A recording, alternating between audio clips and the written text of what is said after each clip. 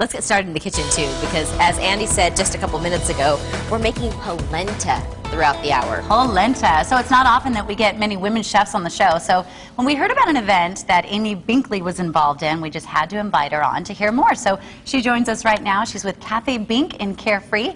And not only are you showing us some amazing dishes, but there is an amazing event that is coming up. Is it this weekend? It is the 19th, the 19th? Next weekend, yes. Okay, great. We're going to talk about that in a few minutes. Excellent. But let's go ahead and get started.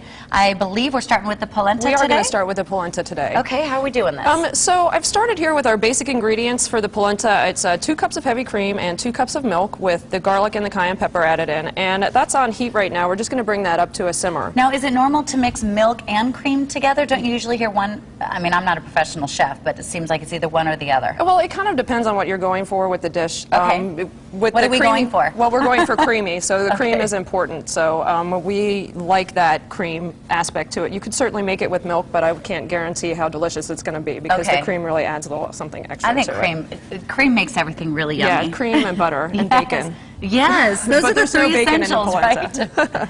Okay, so we have, what else is in there? Nutmeg or? Cayenne pepper. You want a little bit of cayenne pepper just to add some spice, and I add a little bit of salt to it as well. But we're not going to add too much salt to begin with because, of course, you're going to finish your seasoning at the end. Okay.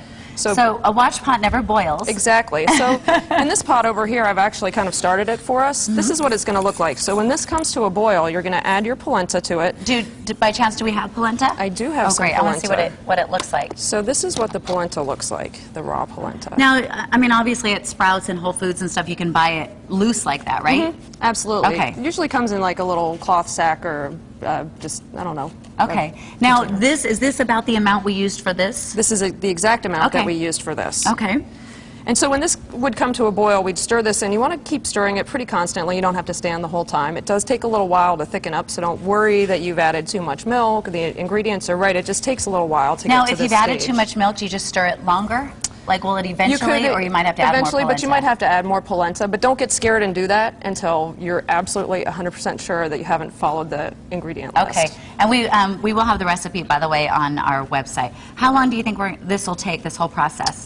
Probably should take about 15 minutes usually. Okay. 15 to 20 minutes. It's pretty easy. Not too bad. So when you get to this stage, I'm going to do the finishing touches right now. It's creamy polenta, but we're going to be adding some Parmesan cheese to it. Oh, great. I was hoping there was going to be cheese in this. Yeah, of course. We need to add cheese. So the very last thing you're going to do is you're going to add your Parmesan cheese. You could probably add any kind of cheese, right? You could add any kind of cheese to it. Some cheeses melt a little bit better than others. Blue cheese is actually a really nice combination. And is this going to be the base of what we're making, so you just sort of layer it?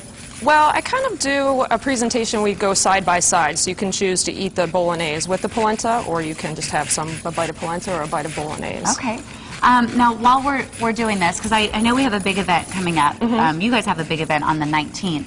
But I mean, there are a lot of chefs. There are a lot of women chefs. There are. But we just don't seem to have them all on the show. We had a couple weeks ago. So what is sort of your style of cooking? And I know your husband is a chef, Kevin. Kevin is very refined. I would say I'm more of a fly by the seat of my pants and try to make my own recipe cook. Okay. So I like to take a base recipe that is really good and then just embellish on that and add to it. And I have a tendency to work with comfort food, hence the bolognese and the polenta. Well, and what I hear is one of your favorite things, and you're sort of embarrassed to say this, is the sloppy joe. It's so good. But it takes you back to your childhood. Right. I mean, who didn't have a wonderful experience having a sloppy joe at some point in their childhood? Right, a can and hamburger. It takes you back. Oh, I love it. Yeah. Sounds so good. Okay, so again, we're going to talk about that event in just a little bit. So Excellent. We've added the Parmesan cheese in here. We've added the Parmesan cheese to this, and I'm just stirring it up.